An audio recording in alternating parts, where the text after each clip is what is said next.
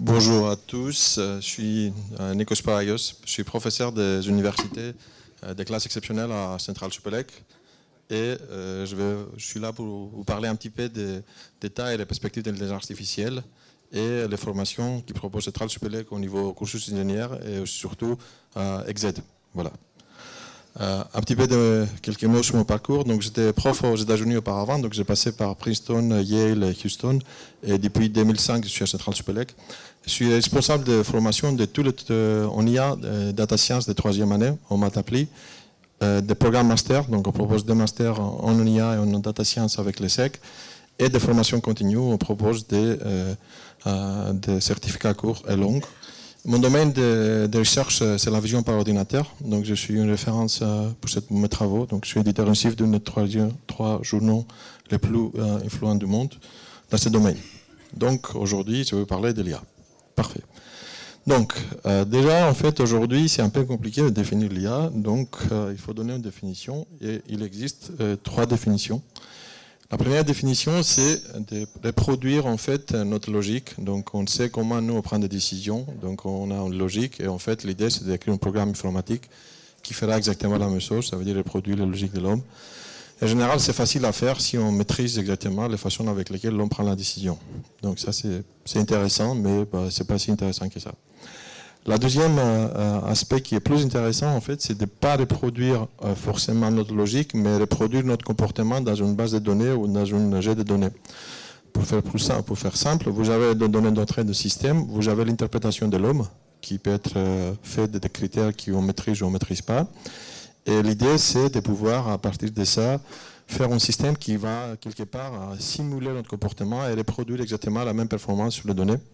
Donc ça devient beaucoup plus intéressant que juste reproduire notre logique, parce qu'en général, ce sont des systèmes qui, si on introduit beaucoup de données, vont être capables de faire bien mieux que nous au niveau des performances.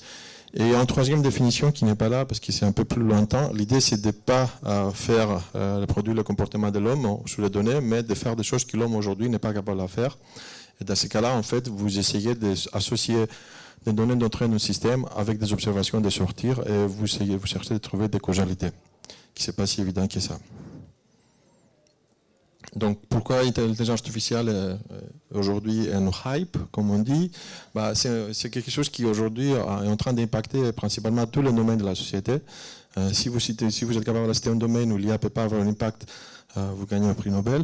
Donc, je peux citer quelques cas très concrets. Tout ce qui est santé, aujourd'hui, les médicaments aujourd'hui sont bien plus, avancent beaucoup plus rapidement parce qu'en fait, on est en train de synthétiser énormément de choses avant de passer aux productions. Tout ce qui est robotique, voiture autonome, tout ce qui est système de recommandation. Donc, on peut citer énormément de cas où l'IA est en train de changer complètement le paradigme avec lequel on fait les choses par rapport à comment on faisait avant. La question, c'est pourquoi aujourd'hui, en fait. Pourquoi aujourd'hui, on est en train de vivre cette révolution et pourquoi aujourd'hui, on est dans un salon où il y a tellement de monde. Et ce salon, 5 ans avant, il n'y aurait personne. C'est ça la vraie question, si on est tous d'accord. Bon, un petit peu de passage historique pour les néophytes de l'IA, même si j'imagine que tous vous êtes des experts. L'IA, ce n'est pas quelque chose qui est démarré en 2010, comme beaucoup de personnes pensent. C'est quelque chose qui existe depuis 1950. Donc, c'est la première... Donc c'est Alan Turing qui, a priori, tout le monde au bout du moment de sa vie, a entendu parler. Alan Turing, c'est un mathématicien en Angleterre. C'est lui qui a découvert les tests Turing. C'est la raison pour laquelle il s'appelle Turing d'ailleurs. Donc en 1950, en fait, il a prédit que normalement, en 2000, ça veut dire ça fait 19 ans, l'homme sera plus capable, un homme moyen, ça veut dire 70% de la population, sera plus capable à faire l'indifférence quand il va dialoguer avec un ordinateur ou s'il dialogue avec un autre homme.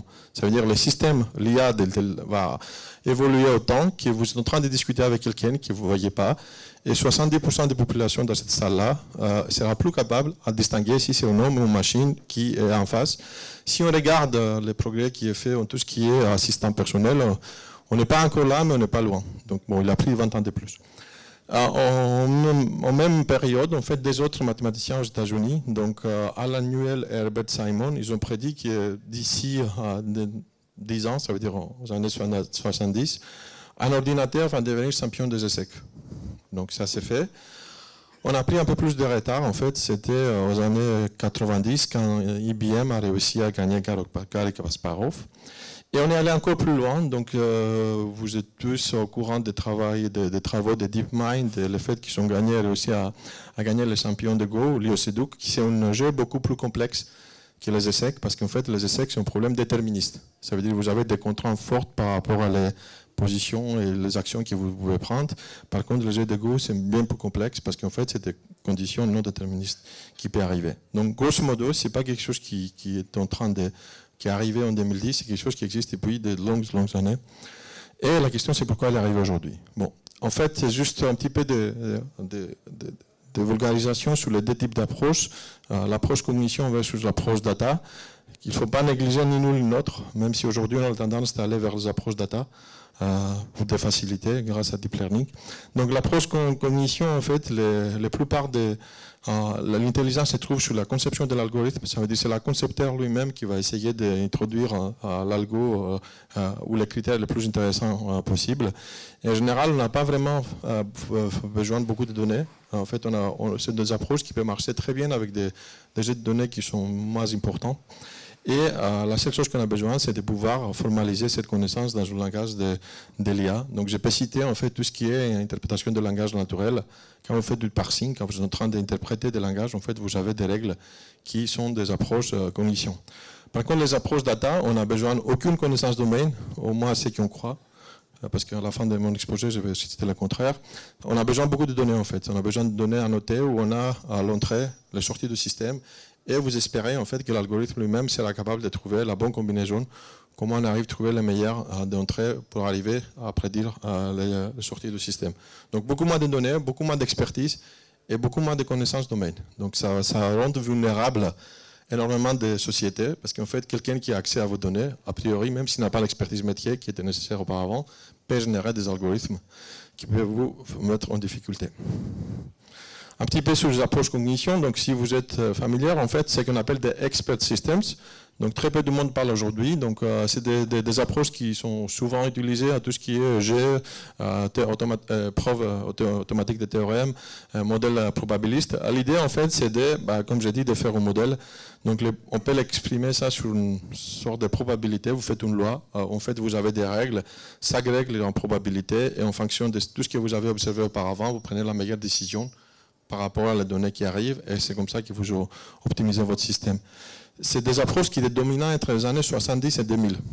C'est-à-dire, en fait, l'IA, tout le monde pensait qu'il va vraiment révolutionner le monde dès les années 60, 70, et en fait, tout l'investissement a été fait sur ce type d'approches. C'est des approches probabilistes, expert systems. Bon, après, il y a la deuxième catégorie, en fait, que j'ai cité auparavant. Donc, c'est data first. Ça veut dire on s'affiche complètement de comment l'homme il est capable de reproduire les résultats. Ce qui nous intéresse, c'est de faire une sorte de boîte noire, qui est forcément noire parce qu'on ne le voit pas, qui est capable de reproduire notre comportement sur une tâche. C'est très différent, en fait. Ça veut dire d'un côté, on comprend les problèmes, d'autre côté, on ne comprend pas les problèmes, mais on essaye de faire quelque chose qui simule le comportement de l'homme. Donc il y a le domaine de machine learning qui existe depuis les années 95. Donc c'est avec des approches au départ tout ce qui est régression statistique, tout ce qui est support vector machines, tout ce qui est noyau, tout ce qui est compressed sensing. Donc il y a ces parties de machine learning qui aujourd'hui aussi il souffre un petit peu. Et après plus récemment on a tout ce qui est deep learning, réseau convolutionnel, qui est en train de prendre de puissance parce qu'on a beaucoup plus de données en fait par rapport à avant et plus de puissance de calcul. Mais c'est des approches où il faut avoir beaucoup de données, contrairement aux approches qu'ils expliquaient auparavant qui sont basées sur la cognition. Donc si je dois récapituler, en fait, en fonction de votre problème, vous devez choisir une méthode qui n'est pas toujours la même. Par exemple, en médecine, on a normalement des problèmes qu'on n'aura jamais suffisamment de données pour faire des deep learning ou de faire des approches qui nécessitent beaucoup de données. Donc il faut aller avec des approches de cognition.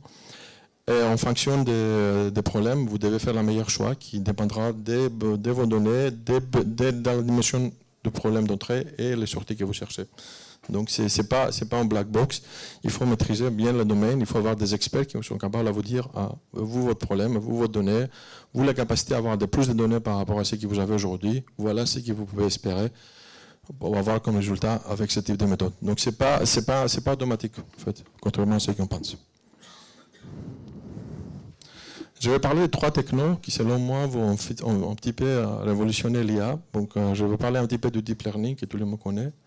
aujourd'hui. Je vais parler de reinforcement learning, c'est autre chose que deep learning, qui s'appelle l'apprentissage par renforcement. Et je vais parler aussi d'une troisième techno qui est vachement importante, tout ce qui est calcul distribué, optimisation. D'accord? Donc aujourd'hui, en fait, il y a énormément d'élan sur tout ce qui est deep learning qui est en train d'être dépassé, mais par contre, l'avenir sera la combinaison de ces trois technos. J'imagine que tout le monde dans cette salle-là a entendu parler de deep learning. Oui. De reinforcement learning? Un peu moins. Voilà, donc en fait, c'est pas mal. Donc, l'idée de deep learning, comme tout le monde connaît, je vais aller un peu plus vite. C'est quelque chose, point de vue mathématique, extrêmement simple. Ça veut dire que vous prenez un élève de centrale, ou même de télécom, ou n'importe quelle école, même de polytechnique, qui vient d'entrer à l'école, il est capable d'expliquer de façon très très simple l'idée de deep learning. C'est quoi l'idée de deep learning? En fait, l'idée c'est de séquencer des opérations très très simples. Ça veut dire chaque opération, chaque couche, c'est un simple opérateur. Et l'idée c'est de mettre beaucoup des opérateurs l'un après l'autre. D'accord? Et en fait, ce que vous faites, une fois que vous avez défini votre réseau, en fonction d'où vous êtes, vous optimisez votre réseau en oubliant tout ce qui est avant. Ça veut dire à chaque itération, vous avez juste résolu un problème qui est spécifique à cette couche. Donc vous avez plusieurs opérateurs. Chaque opérateur, en fait, il a un objectif. Et à la fin, vous prenez toutes vos données et vous les passez votre réseau de façon opposée pour que vous obteniez un paramètre. Donc c'est ça l'idée de deep learning. Donc, point de vue mathématique, c'est un dessin des gradients pour ceux qui ont un background mathématique. Et on sait qu'on appelle une règle de chaîne, ça veut dire que vous faites chain rule, et comme ça vous optimisez. Donc, ce qui compte, en fait, c'est le type des architectures. Parce qu'il y a différentes architectures en deep learning. Je vais citer trois qui sont, selon moi, les plus intéressantes et ceux qui, en fait, ont des perspectives de couvrir l'ensemble des problèmes dans l'IA. D'abord, il y a tout ce qui est CNN, donc c'est des réseaux standards conventionnels, donc qui font plus ou moins ce que j'ai dit avant. Donc, vous répétez des tâches, des opérateurs très très simples, et en succédant beaucoup de couches, vous êtes capable d'avoir des comportements exponentiels par rapport à l'expression du modèle. Donc, c'est assez facile à mettre en place, et c'est l'état de l'art aujourd'hui, et c'est qu'aujourd'hui on utilise le plus. La deuxième catégorie, en fait, c'est ce qu'on appelle des GANs, c'est ce qu'on appelle des réseaux génératifs adversariaux. Et l'idée, c'est de combiner en fait un petit peu de deep learning, qui est une approche data-driven, mais injecter un petit peu d'un comportement probabiliste. Ça veut dire, grosso modo, vous avez un modèle qui vous avez construit et vous essayez de forcer votre réseau de simuler ou approcher un comportement statistique par rapport à un modèle. L'avantage des GANs par rapport à la CNN, c'est en fait vous avez ce qu'on appelle l'interprétabilité. Ça veut dire que vous êtes capable à expliquer en fait d'une façon pas parfaitement, mais vous êtes capable d'avoir une idée pour quelle raison votre modèle produit ce résultat. Donc c'est des approches qui sont bien plus puissantes, mais par contre on nécessite beaucoup plus de données pour l'apprentissage, parce que vous devez apprendre des choses, à la fois les réseaux, mais aussi les modèles statistiques, mais ça donne la possibilité d'avoir de meilleurs résultats avec la notion d'interprétabilité. Et la troisième, c'est ce qu'on appelle des LSTM, qui est Long Short Memory Networks, où en fait l'idée c'est de passer, pour traiter des problèmes où il y a la notion de dynamique. Ça veut dire si vous avez des séquences de données ou une dépendance de l'observation à l'instant T par rapport à l'instance précédente, c'est des réseaux en fait qui vont essayer de simuler cette dépendance. Et souvent, ce qu'on a fait, c'est qu'on utilise en tout ce qui est NLP, interprétation de langage naturel, parce qu'en phrase, en général, c'est une succession de choses qui ont en règle. Donc, c'est trois architectures très différentes en fonction des problèmes, avec des complexités d'apprentissage et des besoins de données qui ne sont pas toujours les mêmes. Donc, il faut garder ça en considération. J'avance. Je vais parler de reinforcement learning. Donc, c'est le techno qui est utilisé par DeepMind pour l'IECEDUC. Donc, en fait, reinforcement learning, c'est quelque chose qui ressemble beaucoup aux personnes qui adorent le poker. Ça veut dire, je vais expliquer un petit peu avec un cas très simple. L'idée, c'est si vous ne connaissez rien du poker, vous commencez à jouer et comme vous ne connaissez rien du tout, vous payez un prix. On est d'accord? Si vous perdez trop d'argent, vous faites trop d'additions pour ne pas faire la même erreur l'étape suivante. C'est ça l'idée en fait. Donc reinforcement learning, en fait, c'est une techno, c'est une approche dynamique où au départ, en fait, vous ne connaissez rien du problème, du tout, et vous commencez à simuler votre solution à partir de rien. Ça veut dire que vous avez un modèle qui est complètement uniforme. Et chaque fois que vous prenez une décision, en fait, vous avez essayé de mesurer l'impact de la décision par rapport à la solution idéale. Parce que la solution idéale, vous l'avez. Et l'idée, c'est de prendre des décisions qui vont minimiser ou maximiser les prix que vous devez payer par rapport à la solution finale. Donc, c'est des problèmes où à chaque étape, vous essayez de prendre la meilleure décision possible pour approcher votre objectif. Si vous n'avez pas de données, vous ne connaissez rien du tout, donc au départ, vous êtes vraiment nul, en fait, vous allez perdre tous les matchs. Mais chaque fois que vous injectez des données, l'algo va chercher en fait une trajectoire dans l'espace de solutions qui est un espace très compliqué parce que c'est des dimensions très élevées pour approcher vers la solution finale. Donc vous simulez, en fait, c'est des algorithmes d'optimisation qui à chaque itération, ils vont simuler les comportements, le plus de comportements possibles, et ça qui a été fait par DeepMind. Et une fois que vous avez simulé, pour chaque simulation, vous êtes capable d'estimer un coût ou une récompense par rapport à votre solution, et en fonction de ça, vous décidez quelle est la meilleure solution et vous mettez à jour votre modèle de décision. Donc, des approches qui sont complètement non supervisées. C'est des approches qui, en fait, ont intérêt parce que c'est des problèmes dynamiques. Ça veut dire, grosso modo, vous interagissez avec l'environnement et chaque fois que vous interagissez avec vous, c'est des problèmes dynamiques. Ça veut dire, dans le cas de Go, ce n'est pas un problème statique parce qu'en fonction de la réponse de l'adversaire, vous devez prendre une autre action. Ça veut dire que si l'adversaire avait pris une autre action, vous aurez pris une autre action vous-même. Donc, c'est des approches qui sont capables de gérer des problèmes dynamiques, qui existent très très bien. Et ce sont des approches qui sont aussi capables de gérer des problèmes d'optimisation, à la fois des décisions discrètes à prendre, ça veut dire binaires, ou des décisions ou des valeurs continues. Donc, c'est quelque chose qui est extrêmement unique. Par contre, on a besoin de beaucoup de données. Et le principe de base, c'est d'optimiser la séquence de reward par rapport à la fin. La troisième techno qui est vachement importante, en fait, c'est ce qu'on appelle l'optimisation. L'idée d'optimisation, tous les problèmes de l'IA, c'est un problème d'optimisation. Donc, même si vous n'êtes pas au courant, l'idée, c'est, en fait, à la fin, on a une fonction des coûts et on optimise une fonction des coûts. La façon avec laquelle on va optimiser la fonction des coûts est vachement importante. Quand vous avez des problèmes où les données sont tous centralisées, en général, on peut faire des algorithmes d'optimisation locale. Mais dans le contexte de l'IA, souvent, on se retrouve avec des problèmes où des données sont distribuées. Donc, vous avez besoin des algorithmes qui vont être tournés de façon distribuée et vous avez aussi besoin des algorithmes qui sont rapides. Donc, en fait, la capacité à décomposer un problème complexe vers des mini-problèmes, entre guillemets, pour que vous puissiez résoudre en local, aura un vrai impact par rapport à la scalabilité de vos solutions et par rapport à la dépendance par où se trouvent vos données. Donc l'idée d'optimisation, ce qu'on appelle master-slave, c'est de décomposer votre problème. Donc il y a beaucoup de technos, donc parmi eux, c'est la décomposition duel. L'idée c'est de prendre un problème très complexe, de le décomposer en mini-problèmes, résoudre des problèmes de façon complètement indépendante et ensuite assembler toutes les solutions pour que vous puissiez avoir la solution idéale. Et c'est quelque chose qui est parfaitement aligné par rapport à les besoins d'aujourd'hui, où les données vont être de plus en plus distribuées, où les besoins de calcul vont être de plus en plus importants. Et ça, c'est une approche. Il y a d'autres approches de décomposition, mais c'est quelque chose qui, à mon avis, va révolutionner l'IA, la capacité à faire tourner des algorithmes IA dans votre portable, dans l'apprentissage, parce que vous avez réussi à bien distribuer le calcul. Donc, si je veux parler de l'impact en IA, aujourd'hui, en fait, on a l'impression que si une fois qu'on a accès aux données, on est très bon, on n'a besoin de personne. Donc, je ne suis pas d'accord du tout avec ça. Donc, l'impact de l'IA dans n'importe quel domaine, surtout, ça sera ce qu'on appelle du co-design. Une solution qui est capable à résoudre un élément d'un problème est intéressant, mais ce n'est pas si intéressant qu'une solution qui est capable à résoudre l'ensemble des problèmes. Ça veut dire, quand vous êtes capable de proposer une solution complète, à ce moment-là, vous avez un vrai impact. Aujourd'hui, on a l'impression qu'on n'a plus besoin de connaissances domaine, surtout tout ce qui est data-driven. Ça veut dire, bon, une fois qu'on a les données, bon, j'ai fait mon apprentissage, je ne m'intéresse pas si les données viennent d'aéronautique ou d'automobile de la santé. Ce n'est pas de vrai. En fait, on va avec des algorithmes en fait, qui devraient combiner à la fois les connaissances domaine et aussi les données. Ça veut dire, la solution sera ce qu'on appelle du bottom-up avec top-down.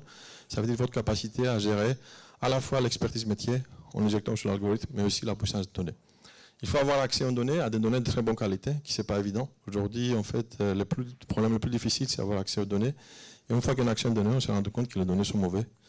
Donc, comme on dit aux États-Unis, garbage in, garbage out. Et le quatrième élément, c'est en fait, c'est pas l'IA aujourd'hui, c'est démocratisé, donc il y a énormément de monde qui peut parler de l'IA, mais en fonction des problèmes que vous avez, c'est pas les mêmes algorithmes, c'est pas les mêmes technos, c'est pas la même architecture, c'est pas la même optimisation, donc il faut avoir vraiment accès à des personnes qui maîtrisent très bien le domaine. Donc, pour parler un petit peu des programmes à Centrale Supélec, donc notre objectif en fait c'est de devenir le leader en data science et en intelligence artificielle en France. J'aurais pu dire au monde, mais comme on n'a pas les moyens, je reste en France. Mais ce n'est pas une question de capacité, c'est une question de moyenne. Voilà. Au niveau des formations continues, en fait, juste pour commencer par la formation initiale, et après je vais parler des formations continues. En formation initiale, on a presque 120 élèves par an qui sont spécialisés en maths appliquées avec une forte composante data science et intelligence artificielle. On a des programmes, je vais expliquer avant. Et ces programmes-là sont aussi ouverts pour des personnes qui ont fait sortie d'école, n'importe quelle école, en parallèle avec nos élèves. Donc, c'est des programmes où les cours sont partagés avec les élèves de 3e année. Ça, c'est au niveau des formations initiales. Et au niveau des formations continues, aujourd'hui, en fait, on est en train de vivre une révolution. Il y a beaucoup de métiers qui sont en train de disparaître, qui est bien pour des personnes qui sont agiles, mais moins bien pour des personnes qui sont moins agiles. L'idée, c'est en fait de prendre des profils qui sont quand même relativement techniques et essayer d'adapter ces personnes-là à des métiers de demain. Donc, en fait, on propose deux types de formations. Une formation qui est plutôt courte par rapport à les problèmes, qui c'est plutôt une vulgarisation, formalisation avec IA, et une formation qui est plus longue. Donc, pour aller en détail. Donc, sur les questions d'executive education, sur les certificats, donc l'idée, c'est, comme je dis, on a une approche qui est bottom-up. Ça veut dire que notre école n'a pas de profs, et une fois qu'on a des profs, on propose des cours. On définit le contenu. Une fois qu'on a défini le contenu, on va proposer les cours qui vont avec les profs qu'il faut. Ça veut dire notre approche, l'idée, c'est de proposer quelque chose qui est complet, qui couvre à la fois l'aspect données, tout ce qui est data-driven, mais aussi l'aspect décisionnel. Ça veut dire des approches, comme expliqué auparavant, Expert Systems. Donc, c'est parmi les PD programmes qui est construit de zéro, où l'idée, c'est de dire, si on veut former quelqu'un, et on devrait être certain que les personnes en question, elle a tous les domaines, toutes les connaissances qu'il faut de domaine pour aller loin, qu'est-ce qu'il faut proposer. Donc, les programmes sont composés en 3 parties. Il y a une partie qui sont des cours obligatoires. En fait, l'idée, c'est de montrer tout ce qui existe aujourd'hui et comment les personnes qui sont intéressées devraient être au courant de toutes ces technos-là. Une deuxième partie qui est plutôt un approfondissement sur les technologies et une troisième partie qui est plutôt un approfondissement sur le domaine. C'est ça l'idée. Il vous reste 2 minutes. Merci. Merci, mais je commençais un peu plus tard que 12h30, mais c'est pas grave. Mais par contre, je vais finir, ne vous inquiétez pas. Donc, en fait, tous les programmes sont en anglais, comme j'ai dit. Tous les programmes sont en anglais. Pour le programme master, qui est plutôt un programme complet, l'idée, c'est de coupler avec une thèse professionnelle ou un stage. Et le plus important, comme je citais, tous nos cours sont partagés avec les cursus ingénieurs 3e année. Donc, vous êtes en train de faire des cours avec nos élèves qui, a priori, sont brillants et sont encore plus brillants parce qu'ils ont décidé de faire maths appliquées et pas une autre option. Où je suis responsable, effectivement. Voilà. Et comme j'ai fini à l'heure, voilà. Si vous avez des questions, si vous avez besoin de plus d'informations sur la formation continue, tout ce qui est exécutif, court ou long, ou sur le master en IA, ou sur le master Data Science, on est sur le stand B16. Merci beaucoup de votre attention.